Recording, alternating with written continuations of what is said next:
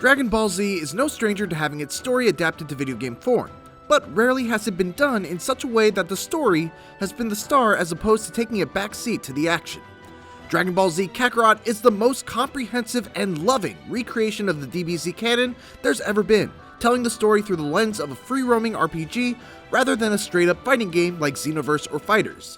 It's about as rough around the edges as Vegeta's personality, but underneath it all is a game that overflows with nostalgic love for its source material. I'll blow you and this entire planet to smithereens! Come on, Bonnie, don't fail me now! Kakarot strikes an unusual genre balance between an arena fighting game and a semi-open world action RPG. And as an arena fighter, it's great. Combat is simple, focused on one-button combos and a customizable selection of 4 special moves, but loaded with little intricacies that go a long way when it comes to keeping the action from ever becoming thoughtless. While it may seem simple and button-mashy, and to an extent it is, it's a combat system that nonetheless forces you to be reactive to what your opponent is doing. Most enemies have dangerous attacks that absorb strikes in order to deal one of their own that can immediately stop you in your tracks and leave you stunned, forcing you to carefully balance offense and your extremely mobile defensive options. Fortunately, Kakarot's combat is smartly designed so that you can always evade to cancel out of a combo and get the hell out of the way when you see something dangerous as being obviously telegraphed. Key management is also very important, as your key meter dictates not only your special move usage, but also your ability to use vanishes to instantly get close and punish projectile attacks, your ability to use a super dash and follow enemies up after knocking them away, your ability to use a burst of energy to get opponents off you when they're about to break through your guard, and of course your various transformations, including going Super Saiyan. There's also a tension gauge that fills over the course of a fight, and once it's full, you can activate a surge mode, which allows you to cancel special moves into each other, like this.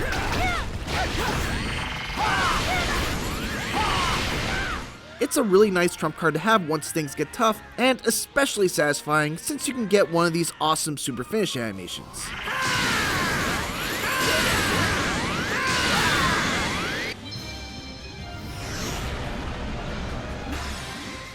Since Kakarot is single player only and doesn't need to be balanced with competitive play in mind, developer CyberConnect 2 was able to go a little bit wild with its enemy design and give them special moves that would typically be too powerful in PvP. Cell, for example, can split into about 20 weaker versions of himself, all of which start preparing attacks aimed directly at you, while Kid Buu can create gigantic energy bombs that force you to rush out of the blast zone or suffer massive damage. It makes these villains feel appropriately epic to fight. All of these small intricacies add up and elevate what is otherwise a very basic but flashy combat system. That said, Kakarot is a long game, clocking in for me at about 33 hours, and by the time I was about halfway through, I felt like I had already seen just about everything it would throw at me. That made the last half a little less exciting and challenging than I would have liked.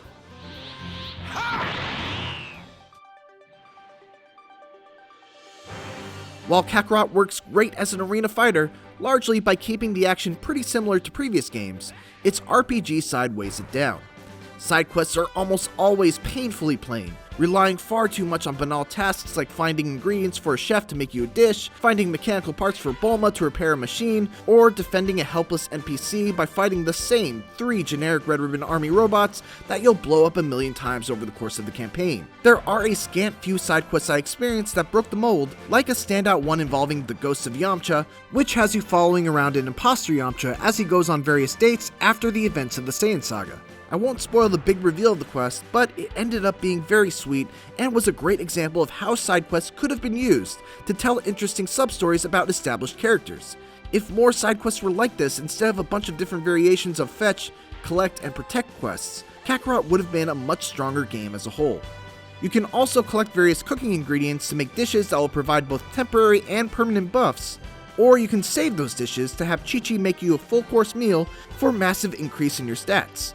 While thematically amusing, cooking is ultimately a ton of boring and tedious work that's often better off skipped entirely, especially because you get all the stat upgrades you need through natural level ups by playing through the main quest.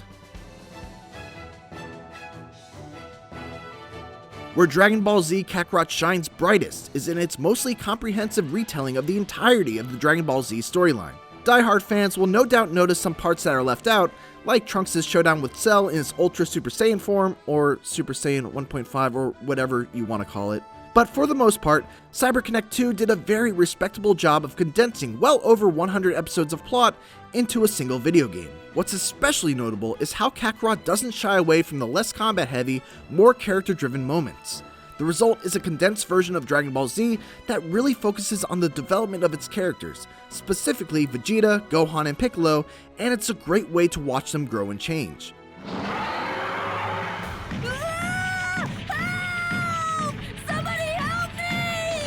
Unfortunately, not all of the big moments are created equal, and there's a little bit of inconsistency in the quality of Kakarot's cutscenes.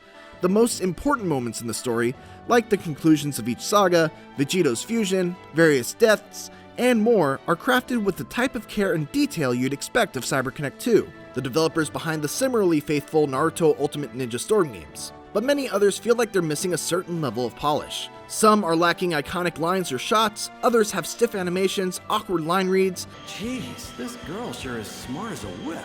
and one scene was even missing sound effects entirely.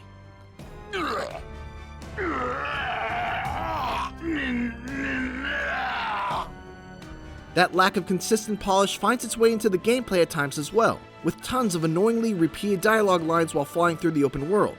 I think I speak for all of humanity when I say I don't need to hear Goku state variations of This looks like a great apple. every single time he flies by a stupid apple tree. The high moments are high enough that I still believe this is truly the best video game retelling of the Dragon Ball Z story, but it's disappointing that there's still so much room for improvement.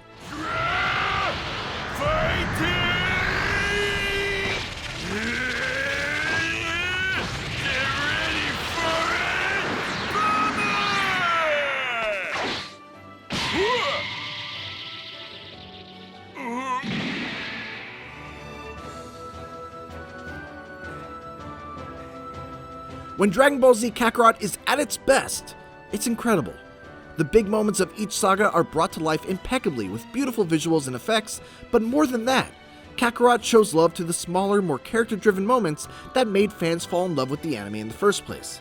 As a result, Kakarot is a wonderful way to revisit the story of Dragon Ball Z, whether you're a fan or looking to jump in for the first time.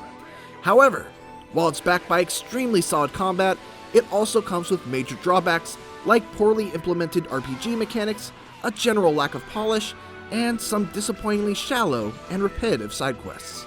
For more Dragon Ball Z Kakarot, check out our gameplay clips. Also make sure to take a look at our comparison video highlighting some key moments in both the anime and game. And for everything else, keep it here on IGN.